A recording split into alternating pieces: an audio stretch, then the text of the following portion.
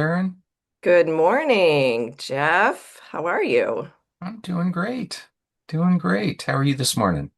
Doing well. I'm in Florida right now, so I Hmm. escaped the cold of Minnesota. Aha. Nice to see all of you. Welcome to Good Florida. morning.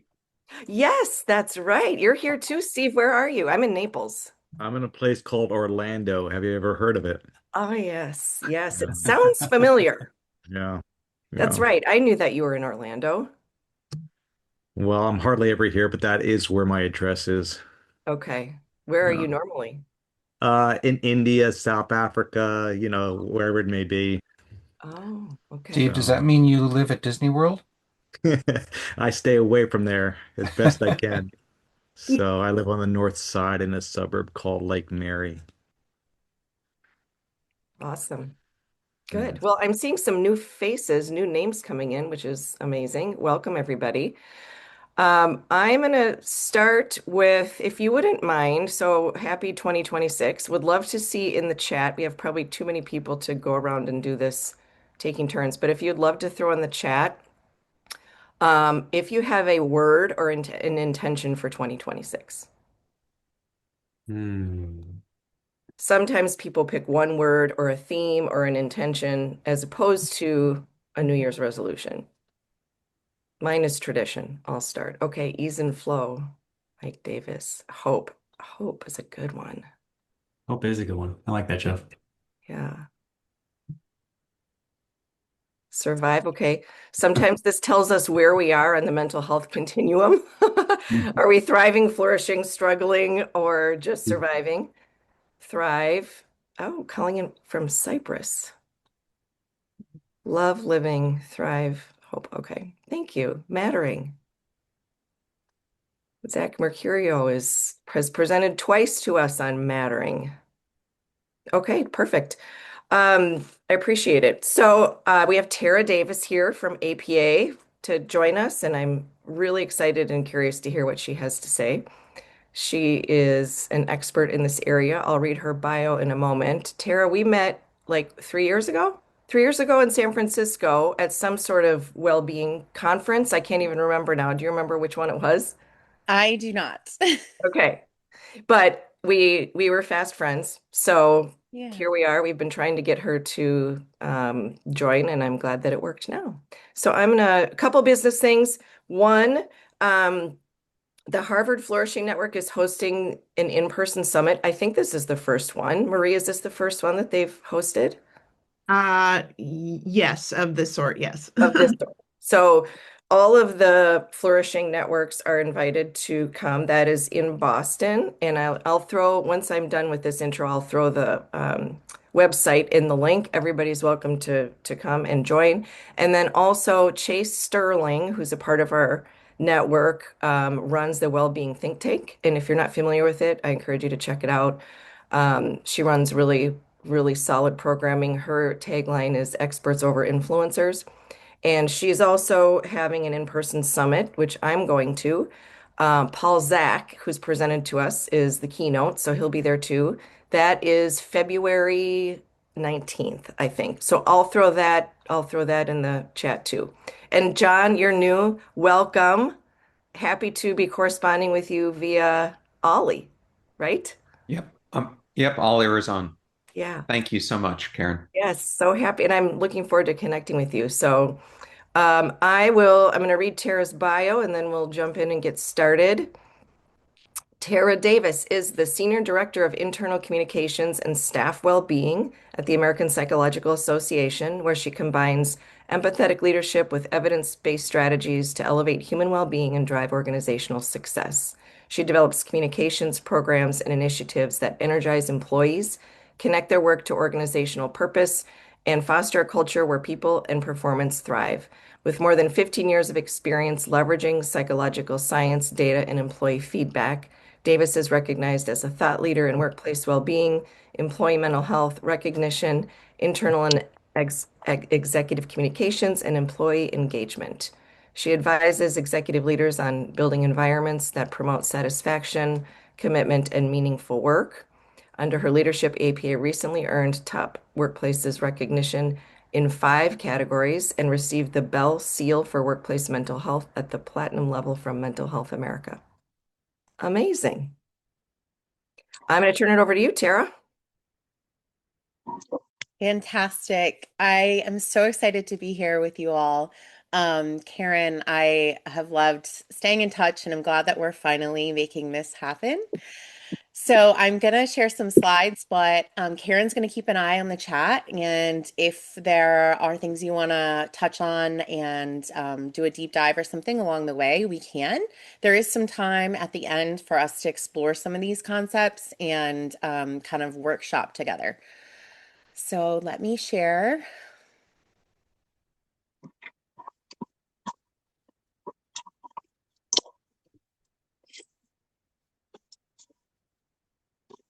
Okay.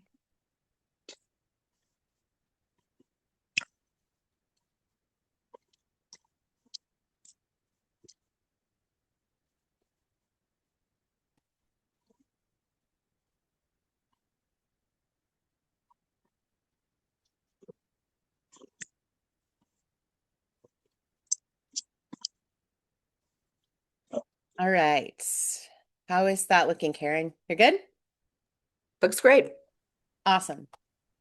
Um, so most of you are probably familiar with APA, but just a little bit of context if you're not, the American Psychological Association is made up of 190,000 plus members that are scientists, practitioners, educators, all working to advance psychological science to improve lives. That's really what we're about. And so my work is largely internal.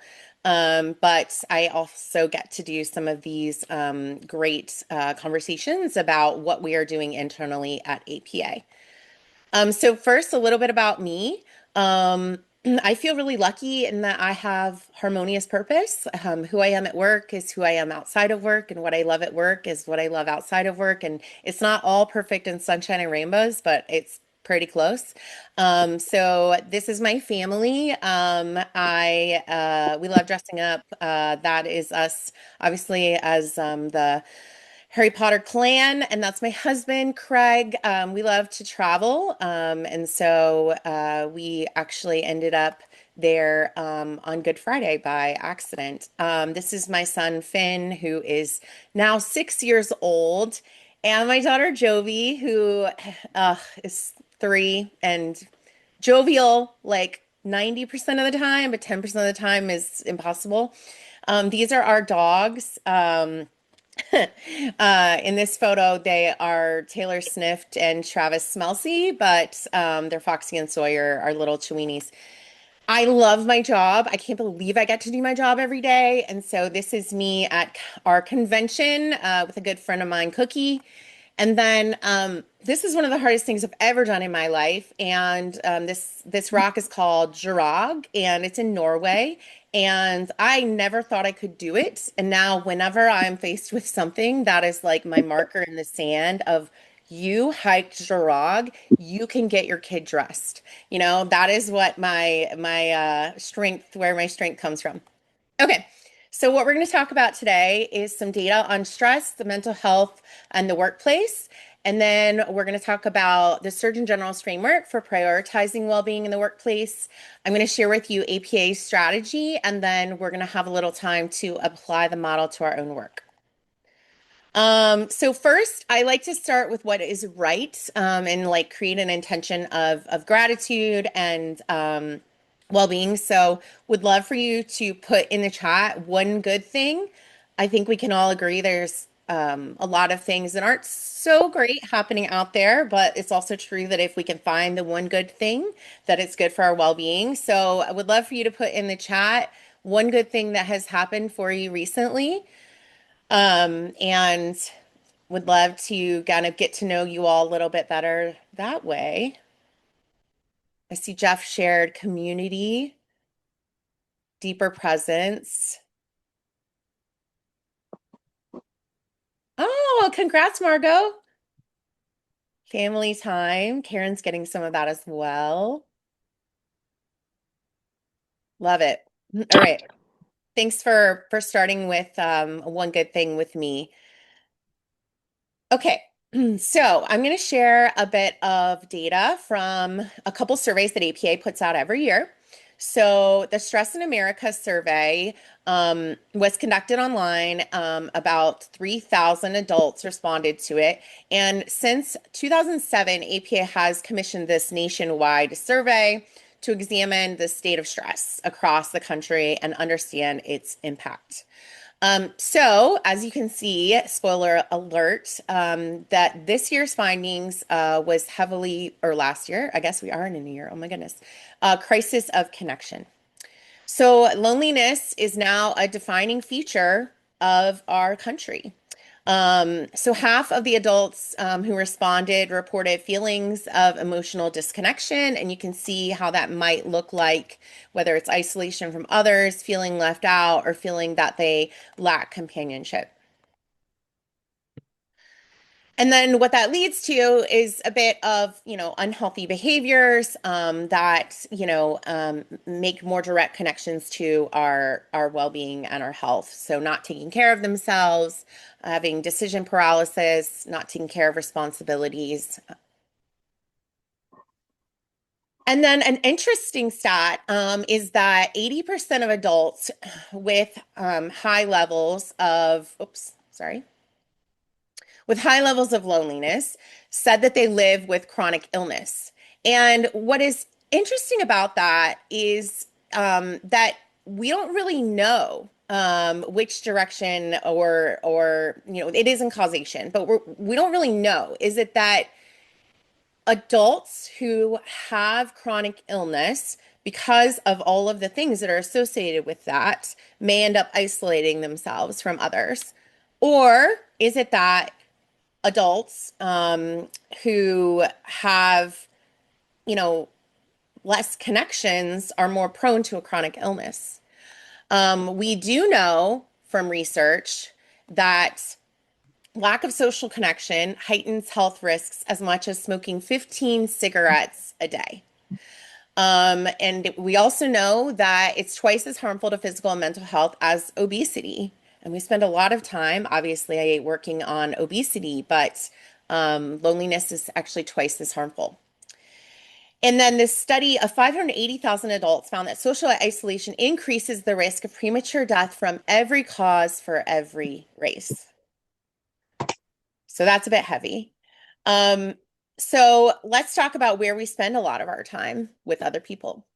So Work in America is another survey that APA puts out every year. And that has been since, I think, 2007. And there were about 2,000 adults surveyed this year. And the survey is, similar to Stress in America, except that it's really looking at the workplace. So what is employee stress like related to work? And what are employees looking for from their employers as it relates to mental health? So 67% of workers reported experiencing at least one outcome, often associated with workplace burnout. So whether it's lack of interest, motivation, or low energy, feeling isolated or lonely, or lack of effort at work. And nearly 3 in 5 of them said that their employer has this idea that their work environment is really mentally healthy, but it's not. So there's this major disconnect between the organizations and their employees, and a lot of employees suffering in silence. And then there's the constant struggle of where people work, right? So employees who work in their preferred environment more often report psychological well-being than those who do not. But the survey found that 1 in 3 workers are not currently working in their preferred location. And 1 in 3 workers said, I really don't have flexibility to keep my work life and my personal life in balance. There's no harmony there. And then, of course, you have to, take into consideration psychological safety. So workers who lack psychological safety were more likely to report stress and toxic workplaces. So around 2 in 5 of the respondents said, during my workday, I typically feel stressed out. But that number rises to more than 3 in 5 for people who experience low psychological safety. Another big finding of our Work in America survey was on job insecurity, which it makes sense. Job insecurity is having significant impact on a majority of U.S. workers' stress levels. And uncertainty and feelings of job insecurity based from the research show that it harms workers' mental health, performance, and productivity. So these stress levels are obviously worse in organizations affected by new policies by the administration, which I believe our organization has been impacted as of yesterday. And so what's the good news? We started with something good. What's the good news here? The good news is that workers who are satisfied with the mental health support provided by their employer, there's a host of benefits, but in this particular situation, they were significantly less likely to be concerned about losing their job due to the economy. And while mental health services are incredibly important, believe me, that's not all that we're referring to here. We're talking about this holistic view of well-being, supporting your employees as whole humans, which is shown to help the employee and the organization thrive. So people spend 90,000 hours of their lives at work. So rather than offering a yoga class here and there, or even an EAP, which is fantastic, how can we redesign work to be an agent of well-being by default? That is not on the employee, that is actually part of embedded in the culture. So I'm sure some of you are familiar with this. This is the US Surgeon General's framework for workplace mental health and well-being. And this was created by Dr. Vivek Murthy, former Surgeon General, and APA psychologists actually co-created this framework for workplace mental health and well-being based on psychological science. So as you can see, there are 5 dimensions that are found to be engines of well-being. They help workplaces become these engines of well-being. And each essential is grounded in a human need. And I think the beautiful part of this is that these human needs are shared across industries, demographics, and roles. And then the 5 essentials are centered on worker voice and equity. So when it comes to APA's workplace strategy, data such as our Work in America survey, our Stress in America survey, and also our internal surveys, which I'll talk about in a minute, those really tell us what should we pay attention to right now? What is happening around us right now? And then based on that, we apply the science. We see, what does the research say? Oh, okay, people are really worried about, um, you know, job security. That's what's on their minds right now. Okay, what does the research say about job security? And then we prune our approach based on our employees' needs and wants and the organization's priorities. So what I'm going to show you in the next few slides is how we use that data to determine what things we should pay attention to in our workplace, then how we use psychological science to determine what to do, and then how we use our employee voices and feedback to evolve how we do it. So what I'm going to do is walk through the 5 dimensions and share a few ideas of the ways that we have implemented these things at APA. And I should have mentioned this earlier. I mentioned we have 190,000 members, but our employee number is around 600. So the first element of the framework we're going to focus on is protection from harm. So the human needs that is rooted in are safety and security. And of course, we all know it's not just physical safety, it's psychological safety as well. So the research says that you should prioritize workplace psychological and physical safety. You should enable adequate rest for your employees. You should normalize and support mental health. One of my favorite stories about normalizing mental health is a few years ago at one of our conventions, we had an NFL player, and someone asked him, "What is wrong in your life that makes you go to therapy?" And he was very confused by the question. And he said, nothing is wrong. I mean, yeah, there's things that are wrong, but I don't go to therapy because something is wrong. Yes, it's important if you're going through something horrific, get help you need. I go on a regular basis because it makes me perform at my best. Going to therapy actually gives me an edge on my competition. So, about the performance piece, right? And so, like, how can we talk about mental health in that way, in the same way that we talk about, going to get your annual physical? How can we really normalize those conversations? And then operationalizing DEIA norms, policies, and programs to address structural racism, ableism, and implicit bias. So, a few of my favorite stats about this in terms of workplace physical safety, obviously, people are sitting a lot more. And there's so much research that employees who are active, it's not just good for them, it's good for the organization, right? So, employees who spend 2.5 hours a week being physically active are more satisfied with their work. They report greater productivity, they take less sick time. So, we also know that people who take short breaks, while it's counterintuitive, actually are more productive than people who really push through on a task, right? And so I think that there are a lot of reasons right now, especially to be focused on trying to get people to be physically active. We'll talk a little bit about what APA does in a minute. And then another stat from Work in America, workers who are satisfied with their jobs, generally we found that employees are pretty satisfied. They feel good about their performance and productivity. But that is more likely in workplaces that foster that psychological safety. So, again, you're probably very familiar with it, but I know psychological safety is often talked about in ways that aren't really what psychological safety is. So I just threw up the definition that we really used from Amy Edmondson about, the belief that you won't be punished for speaking up, that it's safe to take risks, it's safe to really, be who you are. And so when it comes to normalizing and supporting mental health, 43% of respondents were worried that if they told their employer about a mental health condition, it would have a negative impact on them in the workplace. Unfortunately, more than 33% reported having a diagnosed mental health condition.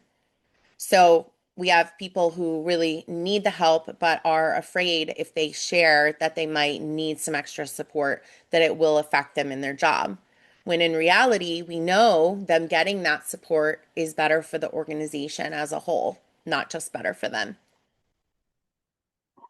So here are some of the things that we do. I think that having mental health benefits is so important. Obviously, a lot of people have an employee assistance provider. I have some language down here that I snipped from our intranet, but what I want to stress is, there is a mental health parity law that organizations are supposed to be providing the same level when it comes to mental health benefits as like physical health benefits. That is not obviously regulated in a way that we would hope. But at APA, we actually have an incredible outpatient mental health benefit. And so we can see anyone, any licensed psychologist, counselor, psychiatrist, social worker, and we are reimbursed outside of $25 copay. So an employee goes and gets, I don't know, a $3,000 diagnostic test and they only pay $25. Or like me, they see someone weekly and it's only $25. So I am incredibly impressed with that benefit. But it's not just about offering the benefit, right? It's about, do your employees know about it? Are they scared of it? Are they afraid people will know if they participate in it? How can we really normalize it, as I mentioned before? So here's a quick video that we include pretty frequently in our APA This Week, which is our video version of our weekly update to the organization. And so this is one of our psychologists who's on staff, and she is a practicing psychologist outside of APA. And she shared a little bit about what it looks like. Hi, I'm Lynn Bufka. I'm a licensed psychologist and one of your colleagues here at APA. Many of you know that mental health care is very important and appropriate when you're having crisis or things are really overwhelming. But did you know that going to see a mental health provider or using our EAP benefits Oh, sorry. And that's what I can get. really help just when you're struggling with the day-to-day things or wanting to build some resilience? APA offers a great package of resources for us, and I encourage you to take advantage of them to build the strengths you need to deal with what life throws at you. So that's how we talk about it at APA. And we weave it throughout our communications. In a moment, I'm going to share with you. I mentioned this was in our video version, but we actually do a daily email that goes to 600 people, and it's not just about deadlines or events. It's really has well-being woven through it. So this breathing break is an example of something that you might see in our daily newsletter, where we just bring people together in community for a breathing break. We also share out the research. APA has a ton of research on our website that is in layman's terms, and it has practical takeaways. So we share that with our employees. We share, here's the research on sleep, and here are some practical ways you can implement that. We also recently offered a workplace mental health support training for supervisors. And I have a slide on that later on, but I highly recommend this. It is by Dr. Leslie Hammer, who is out of Oregon, and Dr. Jennifer DeMoff, and they basically have created this evidence-based training on what does it look like to support the well-being of your employees. Like, not just about benefits, not just about performance reviews, but how do you tangibly, practically, emotionally support your employees without becoming a therapist, right? There is a line there. Um, and then we also have an inclusive language guide that is an external product that we also implement internally to really, you know, ward against any of the structural racism that can, or implicit bias that can show up. Hi, I'm Lynn. Okay, so the next dimension is work-life harmony. So it is grounded in autonomy and flexibility, which are very similar, right? But autonomy is more about like self-governance and having control and making independent decisions about where, when, and how you work. Whereas flexibility is about, okay, can I adjust my work hours? Can I adjust where I work today? And let's be honest, we all know it was never a balance, but I appreciate that we're using work-life harmony now, because it truly never balances out day to day, and we just really do our best so that the two aren't at odds with each other. So a big thing for us is seeing your employees as humans first, which seems so obvious, but that is how we approach our employees. They're not producers of things, they are um, humans. And that's part of the reason I shared with you a bit who I am, because in the beginning, because none of us are just one thing. We have all these different roles and all these different responsibilities that are interacting in different ways every day. So, how can you provide this menu of ways that your employees can feel supported? So, I mentioned the providing autonomy, making schedules flexible and predictable, increasing access to paid leave, whether it be paternal leave or, short-term disability, things like that. It's really important to communicate expectations around how and when you work, for people to have those conversations with their team members of, I just, when my daughter was really young, I shared with the employees who report to me, I am probably going to be working at 2 a.m. because that is when she is interested in my time. And so you might get something from me. Would you like me to delay send it? Would you like to turn off notifications on your end? If it, if you're sleeping, is the notification going to wake you up? So having those conversations is just as important as having the flexibility in the first place. And then respecting boundaries between work and non-work time in some of the ways that I just talked about, but also with, delay sending emails. Some people hate delay sending emails because they feel like they open their computer and they get a flood of emails at 8 a.m., right? But having the conversation is what's helpful. We're all such different people and we work in different ways. So a couple things that we have done. Um, Actually, I'm going to come to that in a second. Yeah, let me go to that. Okay. A couple of things that we have done is we actually established a flexible work policy. We used to be fully in the office. A couple units had work at home days, but we kept surveying our employees when the pandemic hit and we went remote. We didn't make an immediate decision outside of for our safety, we're going to be remote. But as time went on, we just kept asking our employees, is this working for you? Do you have what you need to do your job? Are you still feeling connected to others? And we heard over and over and over from our employees that they did not miss the commute because I'm in the DC area, and that they had better well-being than they'd ever had because they got more time with their family and friends.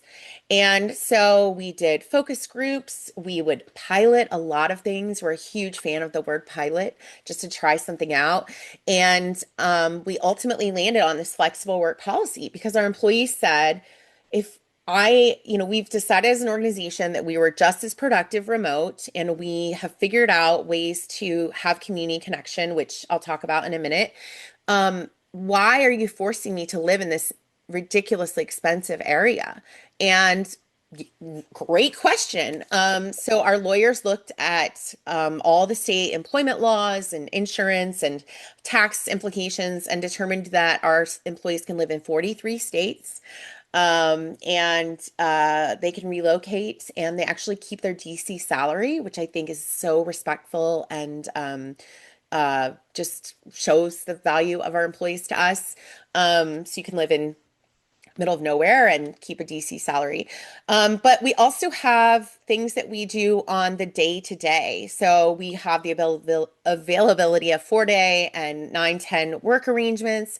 And again, it's not just about having those things. This is an item that runs in our daily email, every quarter so that our employees know that it is an option for them.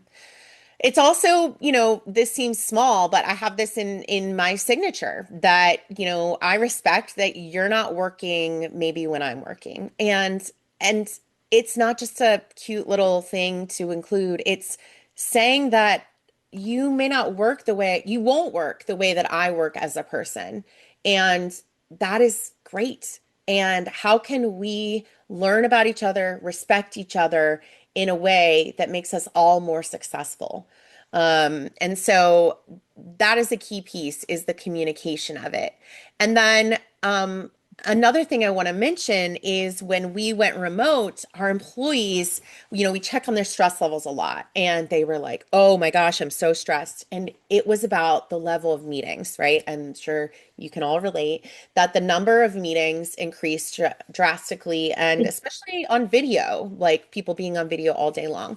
So again, we looked at the data and we looked at the research and we established what we call the Meet with Purpose campaign. And this is our Deputy CEO, Jim, and I'm just going to share a little bit of this video in which he talks about it. Hi, everyone. One of the things that we've learned over the evolution of virtual work at APA is that many of us are struggling with an overwhelming number of meetings. Through our surveys and our polls, 50% of staff have shared that they feel that the boundary between personal life and work life is inadequate, and 60% have shared feeling drained by nonstop meetings.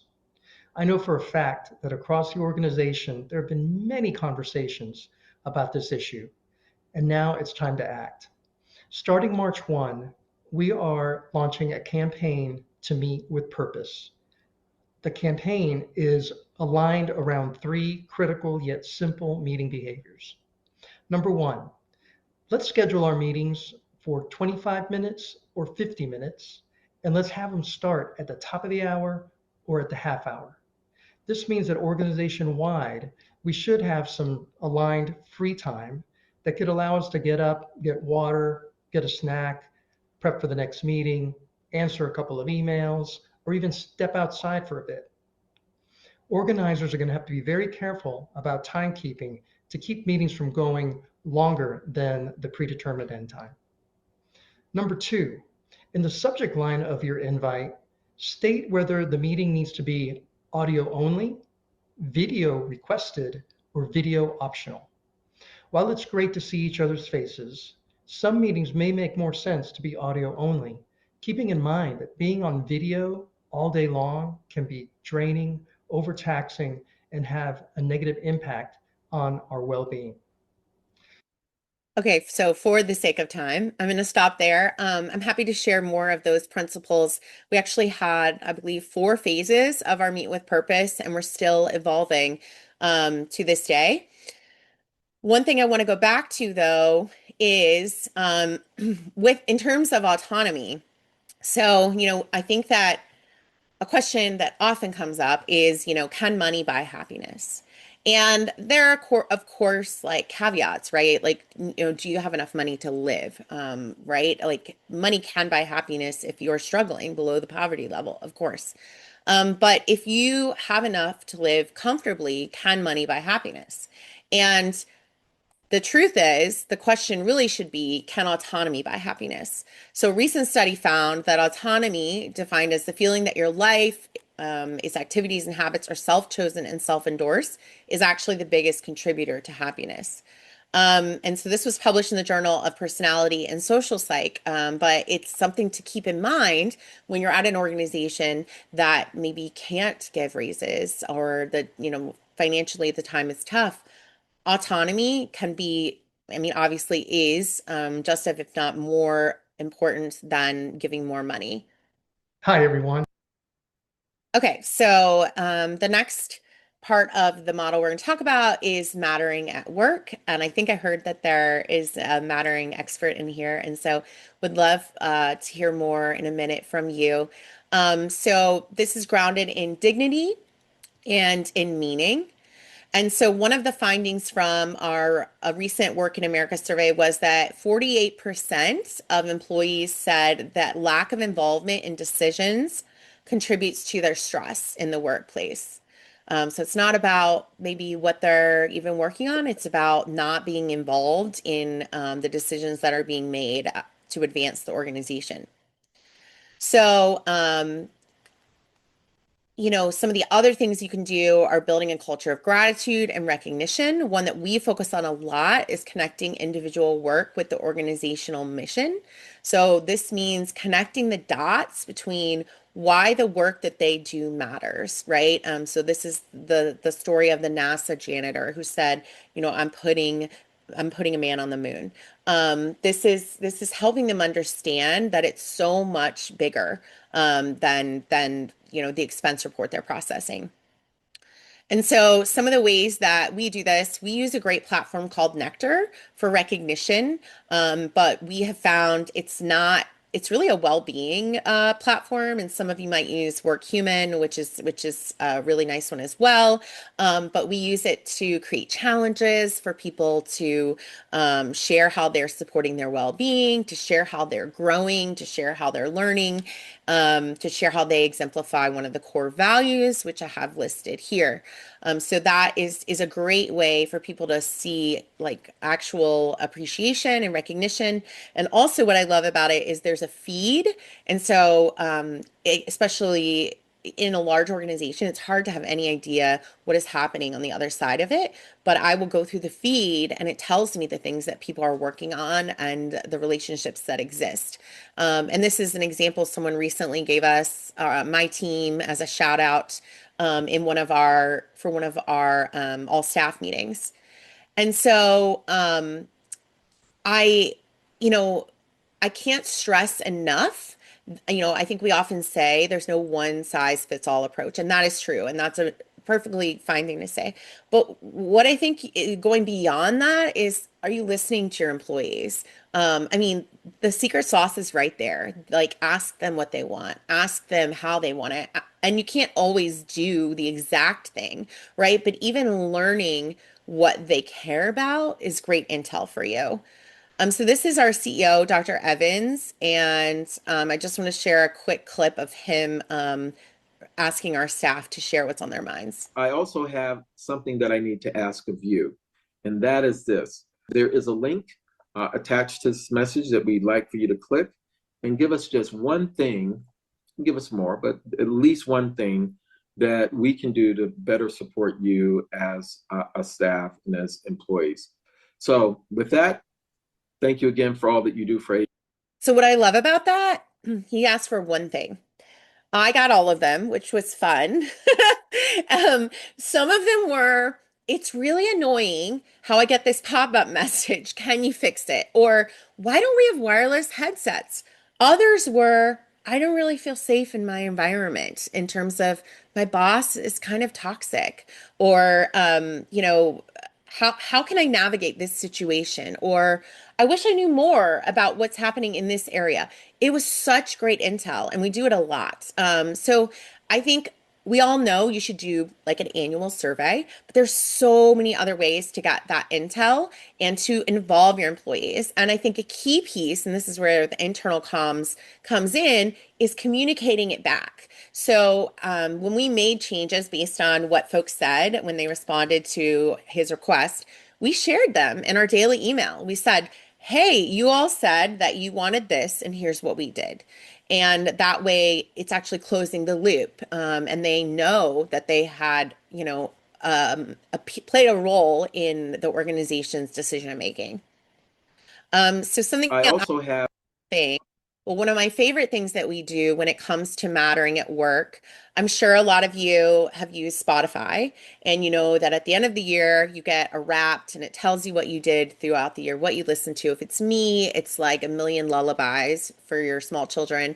But a couple of years ago, we decided to do that for our organization so they could be reminded of all the great work they did throughout the year. So this is just a snippet because it's actually quite long, but this is what we shared with staff.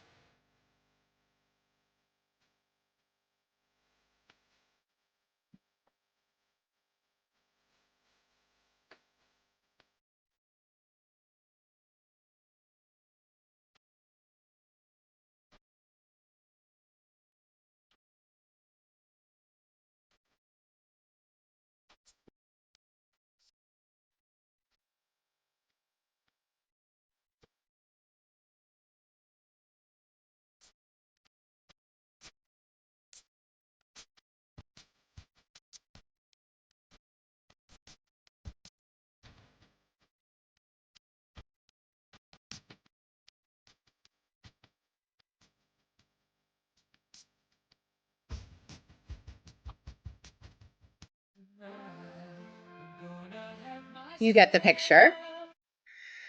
Okay, I'm going to move on to opportunity for growth. So this is grounded in learning and accomplishment. I want to stress that there are lots of ways to do this that are not formal trainings that cost money. A lot of it comes to psychological safety, a culture of learning, a culture of risk taking. It's also about, again, helping your employees develop as humans. So, not just having performance goals, but also having development goals.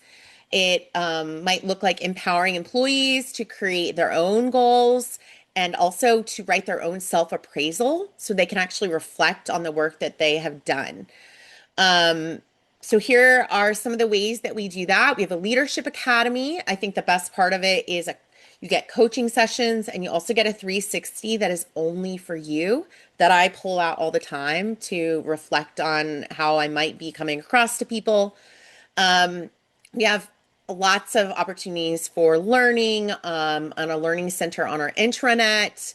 We are doing a lot of sessions around exploring AI. And then in our daily newsletter, we have a news you can use section, and it's always research in psychology that is applicable to your life. And the last dimension is connection and community.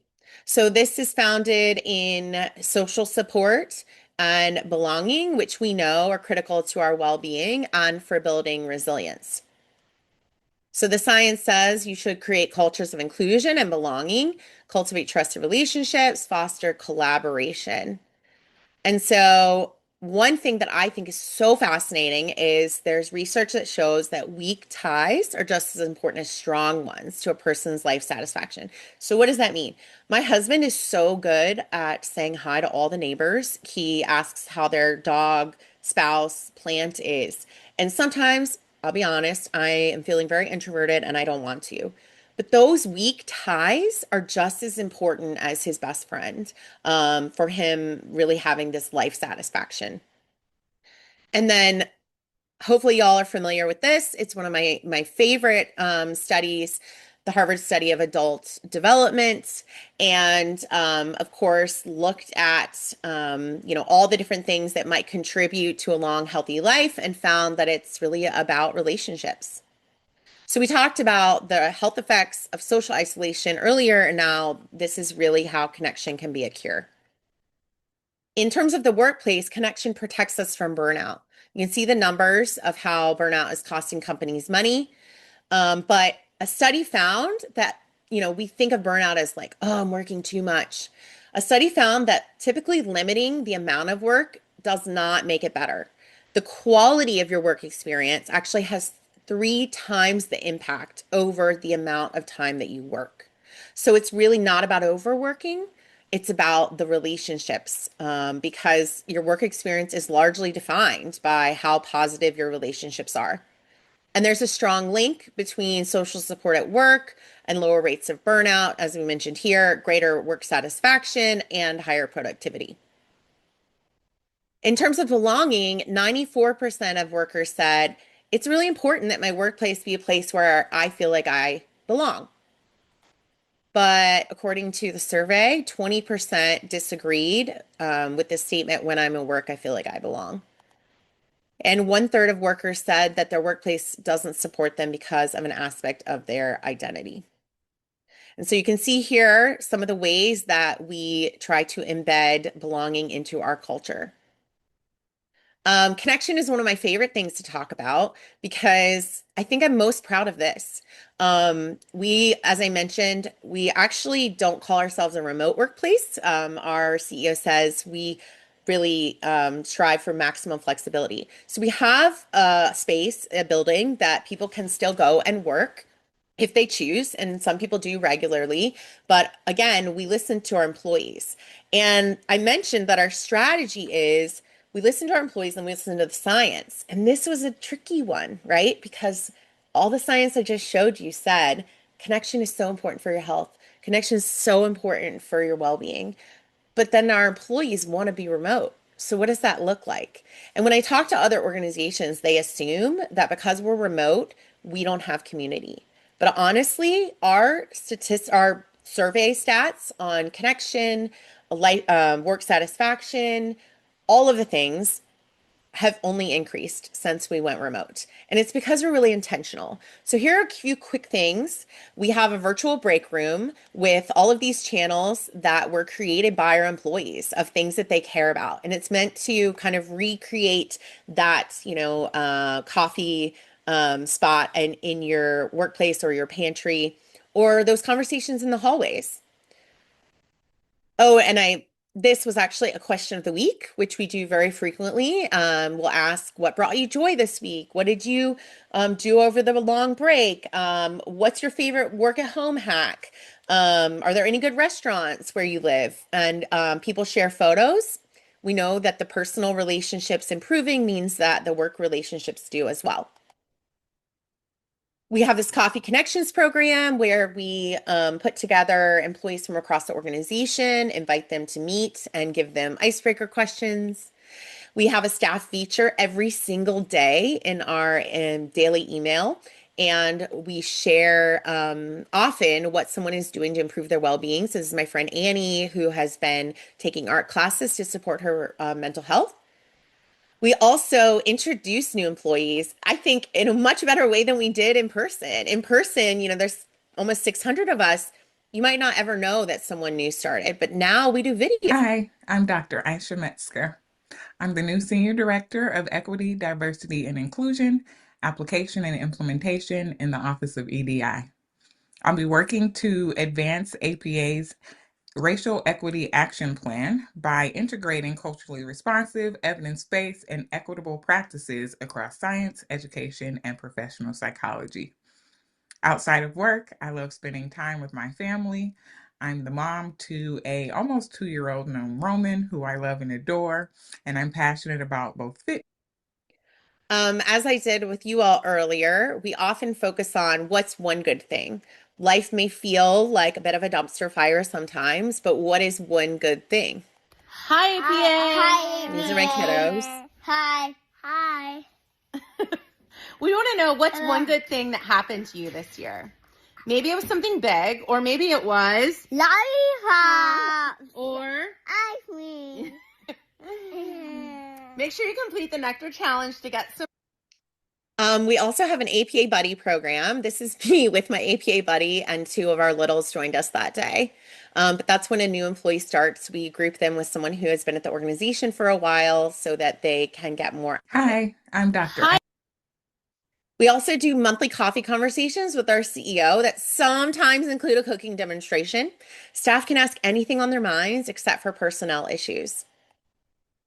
We create spaces for connection. This was a Halloween social. We find out what our employees love and what their talents are. Hi, my name is Micah Gottlieb, and I am new to the APA. And 2023, been a pretty good year for me. A good thing I'd have to say is I got a new job at the APA. So I want to go back to something that we talked about in terms of, again, paying attention to the data. So, we saw in the Work in America data that a lot of employees are really struggling with job insecurity and uncertainty.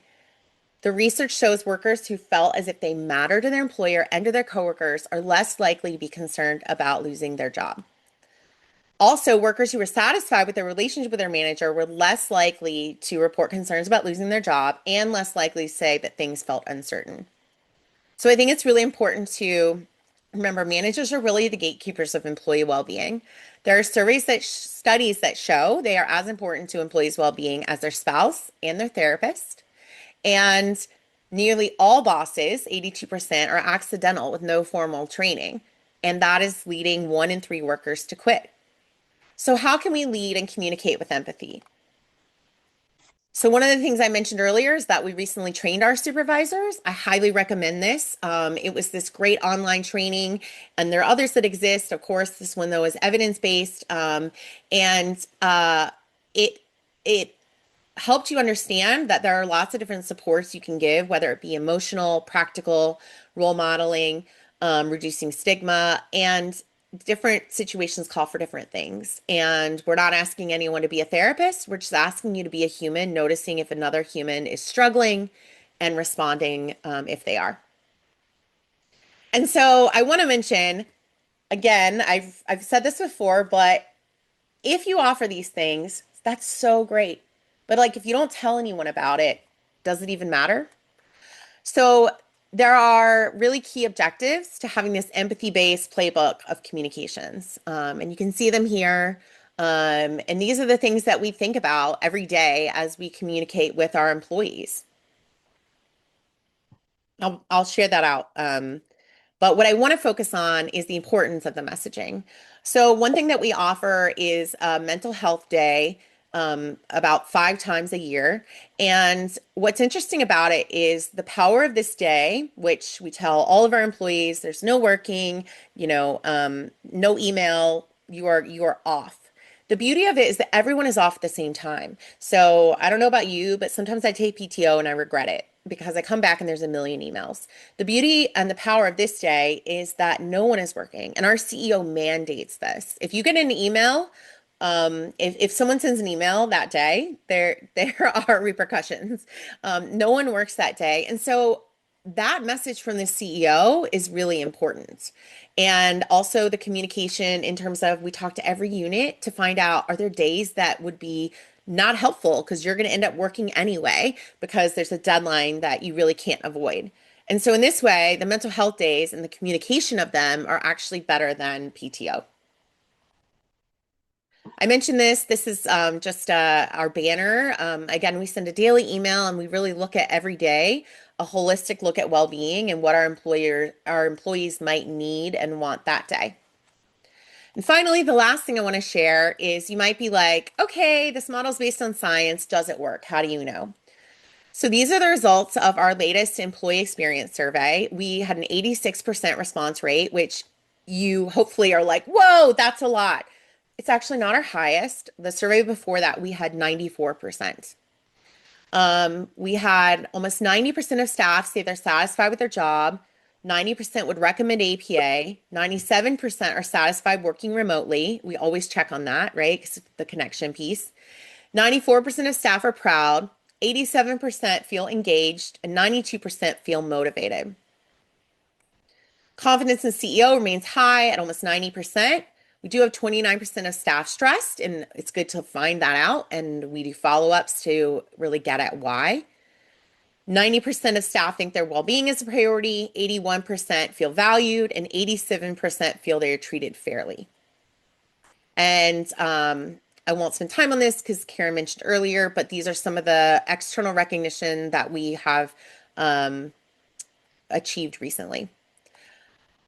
So I know we only have a few minutes left, but I would love to hear from you all what resonates, what maybe is something that you think is going well in your organization, in your company, in your team, what could be improved, and maybe something that you'll try based on what we talked about today. So I'm going to stop sharing. And I could not see the chat because it was stopping the videos, but would love to hear from you all. Any thoughts you might have, and also any areas that you think you're doing really well, or maybe this gave you some ideas of things you could try. While you're thinking, thank you, Tara, and congrats on all of the work that you've done. That's amazing that you're getting such positive feedback. So thoughts, questions, and responses to Tara's prompts. Feel free to just go off of mute and jump in. Tara, hi, Ali Khan. Hi, Ali. Incredible. You have given me just a whole bunch of ideas that I've been scribbling on how to better engage your employees. I'm always getting kind of ideas. I don't know if I'm going to stretch as far as giving them a day off on mental health day, right? I But understand. It's not for everyone. but it's inspiring though, right? It's a brave thing to do, and why not, right? So it's not like I'm against it, but the rest of the stuff that you're doing just unbelievable. So thank you for sharing and inspiring. Ah, thank you so much. And I do want to say, I mean, we can always grow, but we have grown a ton. When we first established this office, it was nothing like this. It was more offer a class here or there, right? But I think the strongest commitment our CEO has shown is having an office dedicated to this. We aren't part of HR or, the Office of People Experience. There are only two of us, but we have our two and a half of a colleague who's split. But it's our job to focus on this every day. Yeah, incredible. Just absolutely incredible. I mean, as somebody who is interfacing companies, trying to get them to move to the next step after they see their staff survey results, they find it really difficult, and they think you have to be incredibly, kind of creative. But you've just shown how you're doing the small but consistent, simple things really, really engages people. So yeah, just incredible. Thank you so much. I'm so glad it resonates with you. And just a reminder that so much of this really comes back to the communication piece. Mm-hmm. It really does. We have a couple of questions and comments that I'll grab in the chat about resources. So if Tara has any resources or things that she's able and willing to share, I will grab those and send them in the follow-up email. Any other questions before we wrap? We're at the top of the hour. I would love to have more conversations. Ali, as you think through these things. If you want to connect and talk about any of it, any of you, I would love to stay in touch. And hopefully, sometimes I have a conflict with this meeting, but see more of you. But please reach out on LinkedIn, or my email is just tdavis@apa.org, and I'll put it in the chat. But I would love to have more conversations and hear what you all are focusing on.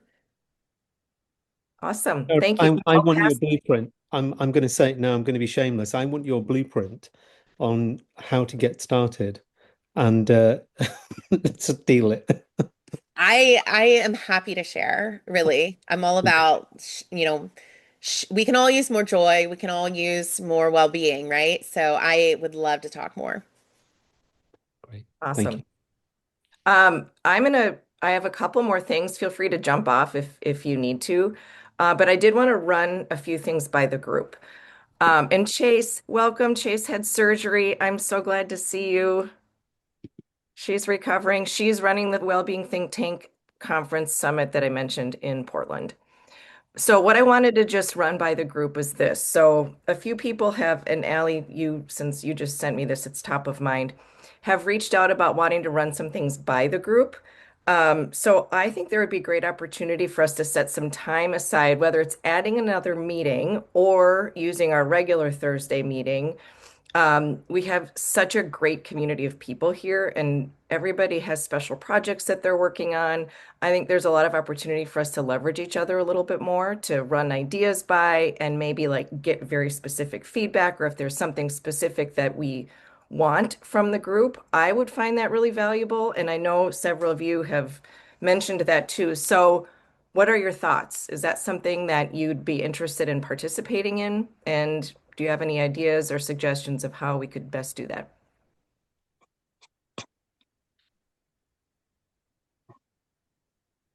I'll jump in, given that I was the culprit asking for a few minutes. Thank you, Karen. Karen, I think I know for me it's getting busier and busier, and it's about how do we optimize the opportunity on the session that we do come and spend time together on, to perhaps widen it out just a little bit more for that few, maybe perhaps, for an agenda, but giving everybody, not like what I did, like, 90 minutes before this call, saying, can I just squeeze this in? But if Yeah. there's a cutoff moment, then that gives an opportunity to form the agenda. So maybe something like that would help.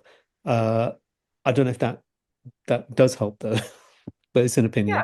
So we could reserve 10 minutes at the end of each meeting. If somebody could give me a heads up, that might be helpful. But if not, we could maybe just open it up. I think in the next few months, there would be enough people that would want to each take 10 minutes and use a whole meeting for that. So maybe I'll follow up. I mean, several of you are writing books. You might want to run ideas past people. So I'll follow up in an email and we can correspond offline. But open to suggestions, open to feedback of whatever you all would find most helpful. Just Karen, one other thing might be helpful is getting your help to email the community as well with a poll or a question in advance, and then that could be, something that we could follow up together on in terms of the findings and so from there. So Great. perhaps not just necessarily the live session, but leading into it or around it. Okay. Yeah, and we did that a couple years ago. We did like a survey at the beginning of the year of kind of what people were wanting and needing. Is that what you mean? Yeah, Yeah. yeah. Or Good. or or just suggesting that, I've got a question for the community. Would Yes, you find this useful, or what would your input be, your guidance, etc.? that's great. I will do that. That's probably the most efficient way. And unfortunately, I do need to jump on another meeting. So Allie, we'll put you on the calendar for the next time. Thank you. And or if you want to tap any of us in between. I think many of us are open to that. Thank you. Good. Okay. All right. Happy New Year. Thank you, Tara. Have a good day. Bye. Bye-bye. See you.